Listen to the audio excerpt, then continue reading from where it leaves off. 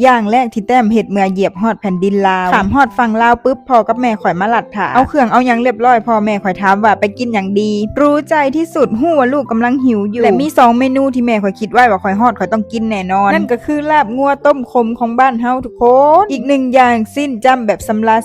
เสื้อบ่ว่าภาคเสียงตอนนี้ก็คืออยากกินอีกลาบงัวบ้านเฮาคือโคตรแซ่บน้ำต้มโคตรนัวลาบงัวบ้านเฮาอีก1อย่างที่ข่อยติดใจก็คือผักนี่แหละผักมาแบบจุใจแฮงผักเสริมผักสลัดหมักถั่วหมักเผ็ดโอ้ยครบแซ่บแต่ยังจื้อรสชาติลาบงัวบ้านเฮาแน่ทุกคนข้าวฮ้อนๆคุยลาบแซ่บๆหมักเผ็ดหมักถั่วกัดนำปาความแบบบ่ได้พ่อผักบ้านเฮาดนนะข่อยกินแต่ผักแม่ก็พอข่อยจะตกใจว่ากินผักอีหยังหลายปานนั้นอุ้ยฉันหิวมากน้ำลายไหลตามเลยล่ะกลับบ้านหอบหน้าไปซ้ำแน่นอนลาบหั่นนี่พิกัดในตลาดสวรรค์ไซด์เด้อทุกคนแถวบ่อนเขาบดซีนบดมักพร้าวนะราคาก็บ่แพงปริมาณก็ให้หลายเอาคลิปเก่ามาเล่าให้ทุกคนอยากกินลาบนำคลิปนี้พอเป็นแนวทางให้เป็นเมนูมื้อเที่ยงของใครหลายคนบ่